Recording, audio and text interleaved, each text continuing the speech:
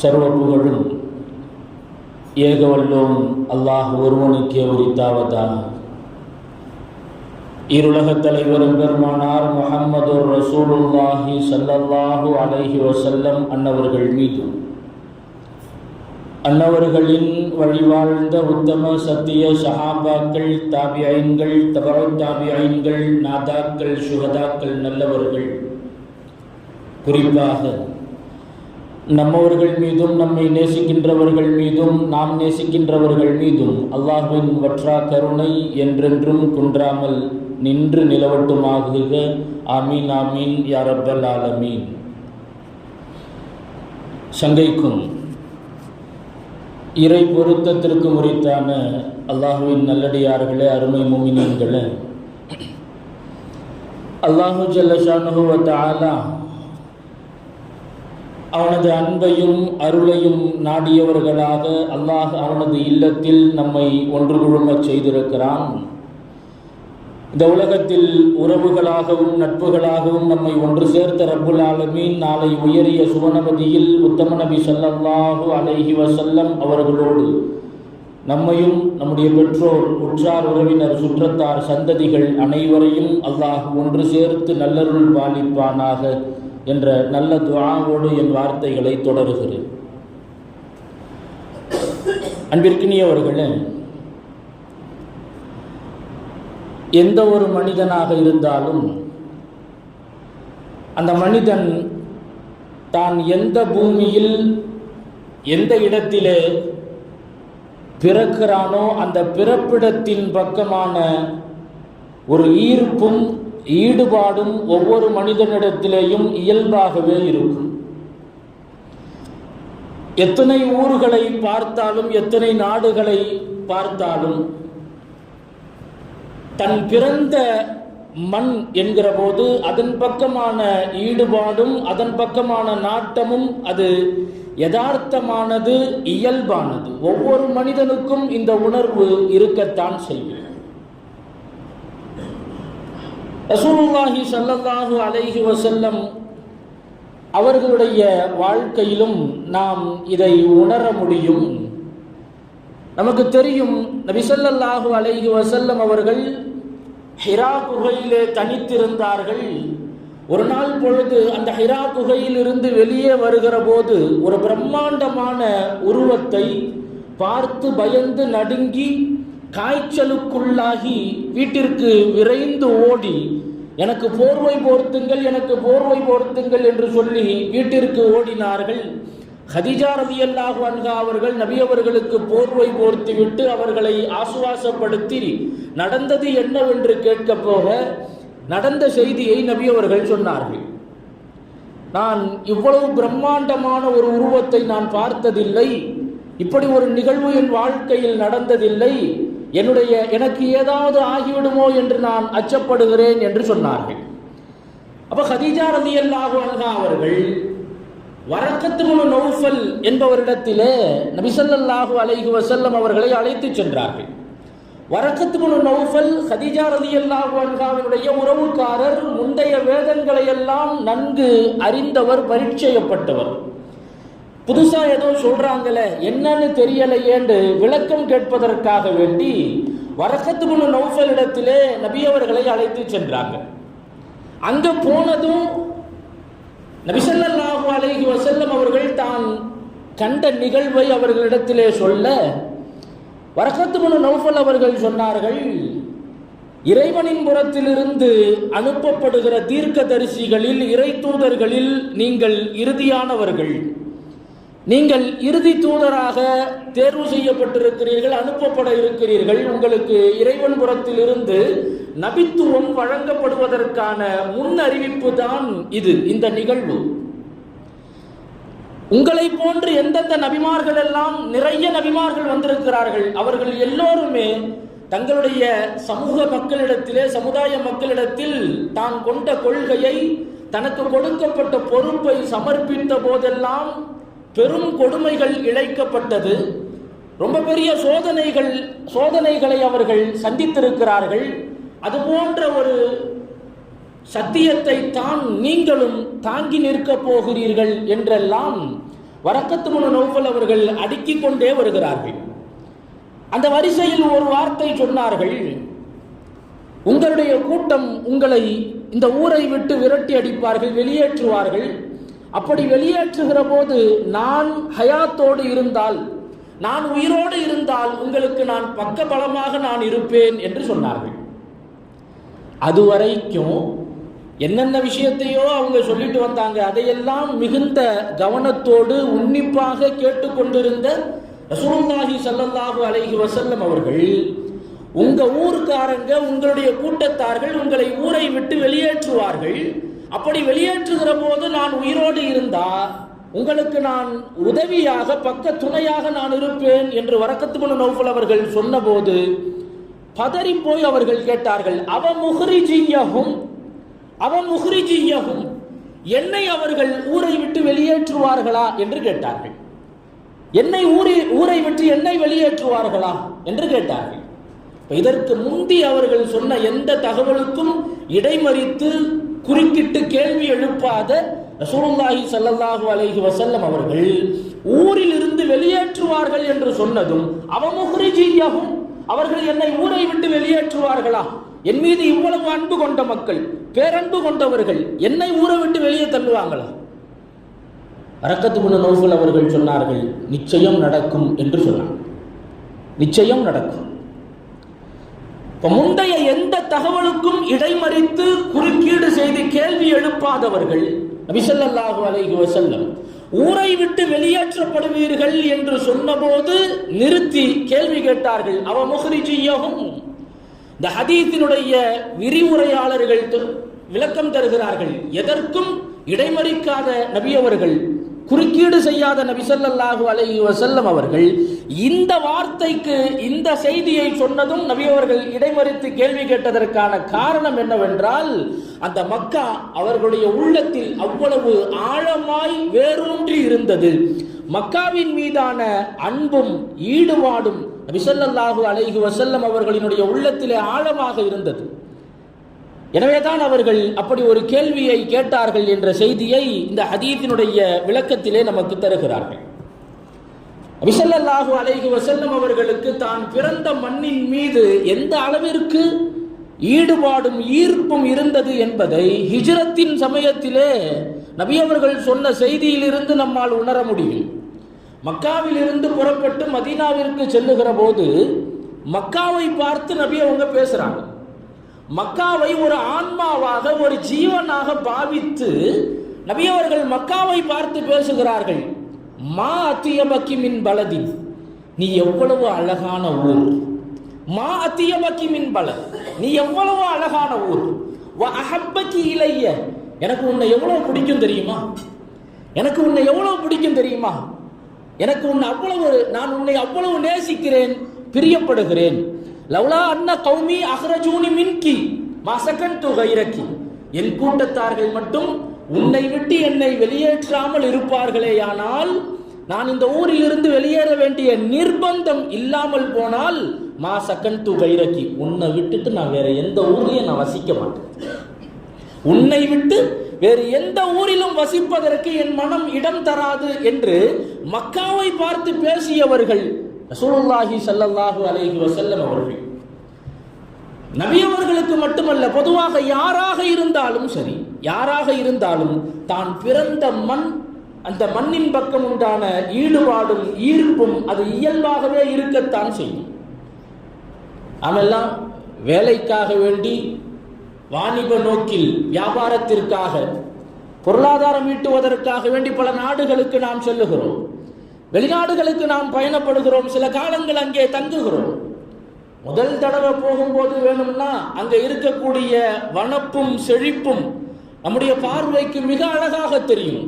ஒரு புதிய அனுபவம், ஒரு புதிய அனுபவம் பார்க்கும்போது நாம சொல்லுவோம், இதல்லவா ஊர், ஊருன்னா இப்படி இல்லை இருக்கணும், நாடுன்னா இப்படி இல்லை இருக்கணும், ரோடு எவ்வளோ கிளீனா இருக்குது, எல்லா சட்டத்திட்டங்கள் எல்லாம் எவ்வளோ முறையா இருக்குது, என்ன எல்லாத்தையும் பார்த்து நாம் பாராட்டி பேசி ஊருன்னா இப்படி இல்லை இருக்கணும் என்று சொல்லுவோம். ஆனால் கொஞ்ச நாள் கடந்துருச்சு அப்படின்னு சொன்னா, என்ன இருந்தாலும் நம்ம ஊரை மாதிரி வராதுங்கிற ஒரு வார்த்தை வாயிலிருந்து வரத்தான் செய்யும். அது இயல்பானது.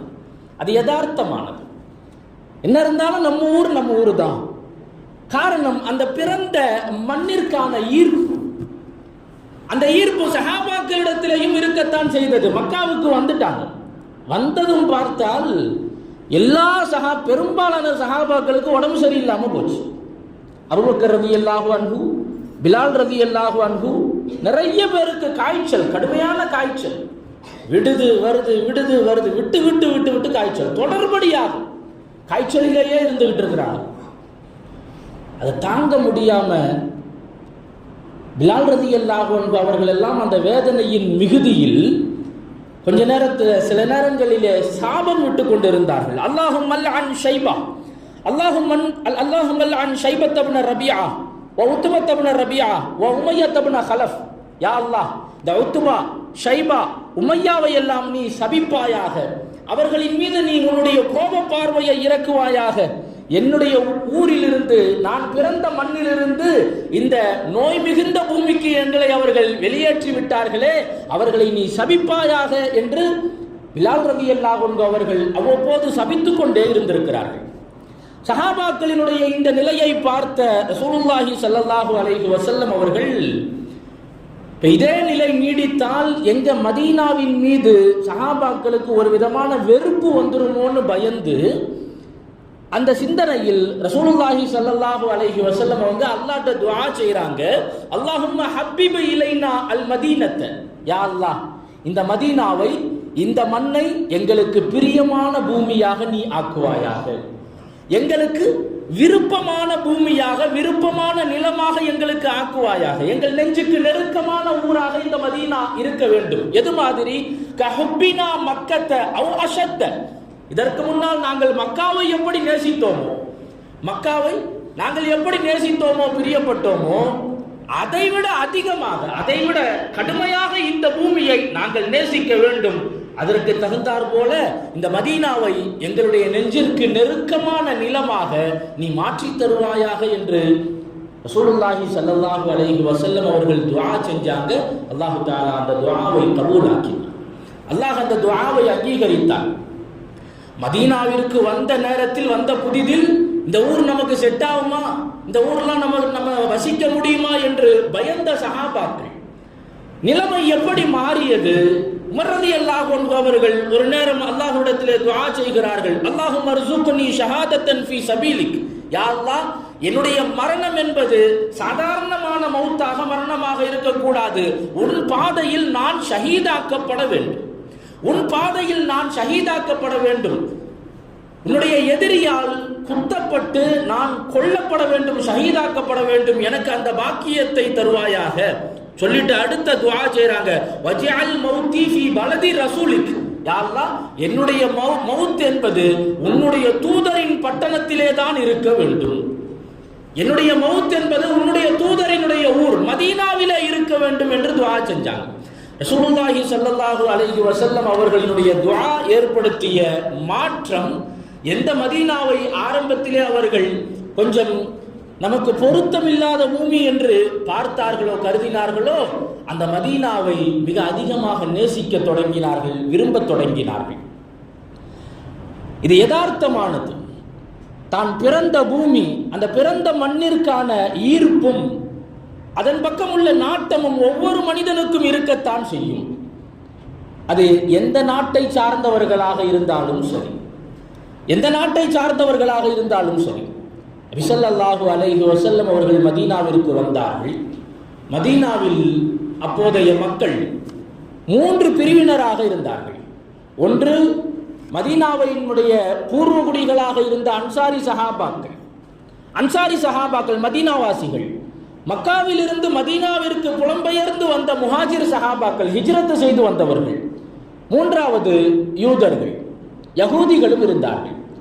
நபி ஸல்லல்லாஹு அலைஹி வஸல்லம் அவங்க மதீனாவுக்கு வந்ததும் எல்லோருக்குமான பொதுவான சட்டதிட்டங்களை வரையறுத்து, எல்லோருக்குமான மிக அழகான வழிமுறைகளை, வரையறைகளை வகுத்து தந்தார்கள் ரசூலுல்லாஹி ஸல்லல்லாஹு அலைஹி வஸல்லம் அவர்கள். இந்த மதீனாவில் எல்லோரும், இந்த மதீனாவில் வசிப்பவர்கள் யாராக இருந்தாலும் சரி, அவரவருடைய சுதந்திரத்தின்படி சுதந்திரமாக அவர்கள் இங்கே வசிக்கலாம், வாழலாம், வியாபாரம் செய்யலாம், வணிகம் புரியலாம், எதுவும் செய்யலாம். எல்லோருக்குமான உரிமையை நபி ஸல்லல்லாஹு அலைஹி வஸல்லம் அவர்கள் கொடுத்தார்கள். சொல்ல போனால் யூதர்கள் உட்பட யூதர்களுக்கான உரிமையையும் சம உரிமையை கொடுத்தார்கள். முஃமின்களுக்கு என்ன உரிமையோ அதே உரிமை யூதர்களுக்கு உண்டு. ஆனால் ஒரு நேரம் வந்தது, யூதர்கள் ஹிஜ்ரி நபி அவர்கள் மதீனாவிற்கு வந்து ஒரு 8 ஆண்டுகள் கடந்தது. நபி ஸல்லல்லாஹு அலைஹி வஸல்லம் அவர்களுடனான ஒப்பந்தத்திற்கு யூதர்கள் மாற்றம் செய்தார்கள். அது அவர்களினுடைய யதார்த்த இயல்பு குணம். ஒப்பந்தத்தை மீறுவது என்பது யூதர்களினுடைய அடையாளம். அங்கேயும் அந்த மாதிரி தான் செஞ்சாங்க. அதனால அந்த யூதர்கள் மதீனாவில் இருந்து அப்புறப்படுத்தப்பட்டார்கள், வெளியேற்றப்பட்டார்கள். ஒரு வரலாற்று குறிப்பின்படி அந்த யூதர்கள் மதீனாவினுடைய பூர்வ குடிகள் அல்ல, ஷாமில் இருந்து சிரியாவில் இருந்து வந்தவர்கள். ஏன்னா ஷாமில் இருக்கிறவங்க எல்லாம் கிறிஸ்தவர்கள். கிறிஸ்தவர்களினுடைய கொள்கை, ஈசா அலைஹிஸ்ஸலாம் அவர்களினுடைய விஷயத்திலே கிறிஸ்தவர்களினுடைய கொள்கை என்பது நமக்கு தெரியும். அவர்கள் ஈசா அலைஹிஸ்ஸலாம் அவர்களை தன்னுடைய தெய்வமாக வணங்கத்தக்கவராக அவர்கள் போற்றுகிறார்கள். ஆனால் யூதர்களை பொறுத்தவரையில் ஈசா அலைஹிஸ்ஸலாம் அவர்களை நிந்திப்பார்கள், எதிர்த்து பேசுவார்கள். அவர்கள் ஒரு விஷயமே அல்ல என்று சொல்லுவார்கள். எனவே அந்த சிரியாவில் இருந்து விரட்டி அடிக்கப்பட்டு மதீனாவிலே வந்து குடியேறியவர்கள் தான் யூதர்கள் என்ற வரலாற்று குறிப்பு உண்டு. நபி அவர்களுடனான ஒப்பந்தத்தை மீறினார்கள். மற்றொரு சாரார் ரசூலுல்லாஹி ஸல்லல்லாஹு அலைஹி வஸல்லம் அவர்களை கொலை செய்ய திட்டமிட்டார்கள். அதற்காக பல முயற்சிகள் நடந்தது. வரலாற்றிலே பார்க்கிறோம். உணவிலே விஷம் தோய்த்து கொடுப்பதாக இருக்கட்டும், அல்லது ஒரு உயரமான பகுதியில் இருந்து பாறையை உருட்டி விடுவது போன்ற பல முயற்சிகளை அவர்கள் செய்ததற்கு பிறகு அந்த யூதர்களின் ஒரு பிரிவினரையும் நபி ஸல்லல்லாஹு அலைஹி வஸல்லம் அவர்கள் மக்காவில் இருந்து வெளியேற்றினார்கள். அன்பிற்கினியவர்களே, அப்படி இல்லாமல் இருந்திருந்தால் அவர்களுக்கான சம உரிமையை மதீனத்து நகரத்தில் நபி ஸல்லல்லாஹு அலைஹி வஸல்லம் அவர்கள் கொடுத்து வைத்திருந்தார்கள். யாராக இருந்தாலும் சரி, அவர்களுக்கான குடியுரிமை என்பது, வசிப்புரிமை என்பது ஒவ்வொருவருக்கும் வழங்கப்பட வேண்டிய அடிப்படை உரிமை. அது மாற்றமாக நடக்கிற பட்சத்தில் ஒரு நாட்டினுடைய அல்லது ஒரு பகுதியினுடைய அடிப்படை சட்டதிட்டங்களை மீறி ஒருவர் நடப்பாரேயானால் அவரை வேண்டுமானால் தண்டிப்பதற்கு உரிமை இருக்கிறது, அதிகாரம் இருக்கிறது. அப்படி அல்லாமல் எந்த ஒருவரினுடைய குடியுரிமையையும் பறிப்பதற்கோ அவரை நிர்கதியாக்குவதற்கோ யாருக்கும் எந்த அதிகாரமும் கிடையாது. அல்லாஹ்வும் அல் குர்ஆனிலே அதைத்தான் சொல்லுகிறார். யார் வரம்பு மீறி போகிறார்களோ, சட்டத்தை மீறி போகிறார்களோ, அநியாயக்காரர்களாக இருக்கிறார்களோ அவர்கள் அந்த நிலத்திலிருந்து அப்புறப்படுத்தப்பட வேண்டியவர்கள். மாற்றமாக ஒப்பந்ததாரர்களாக இருக்கக்கூடியவர்கள் மதங்களால் மாற்றமானவர்களாக இருக்கலாம், வேறு மதத்தை சார்ந்தவர்களாக இருக்கலாம், ஆனால் ஒப்பந்ததாரர்களாக சகோதரர்களாக ஒரு நிலத்திலே வாழுகிற போது அவர்களிடத்திலே நல்லிணக்கத்தோடு நடக்க வேண்டும் என்பதைத்தான் அல் குர்ஆன் சொல்லுகிறது. அல் குர்ஆன் அதைத்தான் சொல்லுகிறது. நபி ஸல்லல்லாஹு அலைஹி வஸல்லம் அவர்கள் அதைத்தான் செய்து காட்டினார்கள். எனவே ஒரு குடியுரிமை என்பது ஒவ்வொரு மனிதனுக்குமான அடிப்படை உரிமை, ஒவ்வொரு மனிதனுக்கும் வழங்கப்பட வேண்டிய அடிப்படை உரிமை. அந்த உரிமையை பெறுவதற்காகத்தான் இந்த மண்ணிலே சுதந்திர போராட்டம், பல உயிர்களை தியாகம் செய்யப்பட்டு, பல உடைமைகளை தியாகம் செய்யப்பட்டது. இந்த சுதந்திர போரும் கூட குடியுரிமைக்கான போராட்டம் தான். முழுமையான சுதந்திரத்தை நாம் சுவாசிக்க வேண்டும் என்ற வேட்கை, அதன் வழியாக நாம் பெற்றதுதான் இந்த குடியுரிமை. குடியுரிமை ஒருவருக்கு கொடுக்கப்பட்டால் தான் அவர் அந்த நாட்டினுடைய முழுமையான பிரஜையாக அவர் மாறுவார். எங்கு வேண்டுமானாலும் செல்லலாம், எங்கு வேண்டுமானாலும் வியாபாரம் செய்யலாம், எங்கு வேண்டுமானாலும் இடத்தை நிலத்தை வாங்கலாம், விற்கலாம். அரசியல் ரீதியான அணுகுமுறைகளிலே அவர் இடம்பெறலாம், வாக்களிக்கலாம், அல்லது வேட்பாளராக இருக்கலாம். அரசியல் ரீதியான எந்த அணுகுமுறைகளிலும் அவர் நுழையலாம். ஆனால் குடியுரிமை பறிக்கப்பட்டு விடுமேயானால் அவர் அந்த நாட்டினுடைய முழுமையான பிரஜையாக இருக்க மாட்டார், அந்த நாட்டினுடைய குடிமகனாக அவர் கருதப்பட மாட்டார். எனவேதான் குடியுரிமை என்பது மிக மிக அவசியமான ஒன்று. அந்த குடியுரிமையின் மிக ஆகப்பெரிய அம்சம்.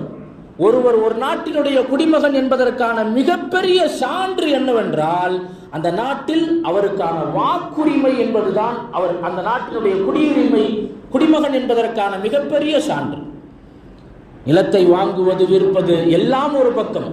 ஆனால் இந்த மண்ணை ஆட்சி செய்யக்கூடியவர்களை தேர்ந்தெடுக்கக்கூடிய உரிமை எனக்கு இருக்கிறது என்றால் இந்த மண்ணின் குடிமகன் நான். அதுதான் அடிப்படை உரிமை. அந்த உரிமை மட்டும் பறிக்கப்பட்டு விடுமேயானால் மற்ற எல்லா உரிமைகளும் கொடுக்கப்பட்டாலும் நாம் இந்த மண்ணினுடைய முழுமையான குடிமகனாக நாம் கருதப்பட மாட்டோம். நீங்க இந்த நிலத்துல வாழலாம், வசிக்கலாம், வாங்கலாம், விற்கலாம், என்னவும் செய்யலாம். ஆனால் வாக்களிக்க முடியாது, வாக்குரிமை உங்களுக்கு கிடையாது என்று சொன்னால் முழுமையான குடிமகனாக இந்த மண்ணிலே நாம் அங்கீகரிக்கப்படவில்லை என்று பொருள். ஒரு உணவகம் இருக்கிறது, ஒரு ஹோட்டல்.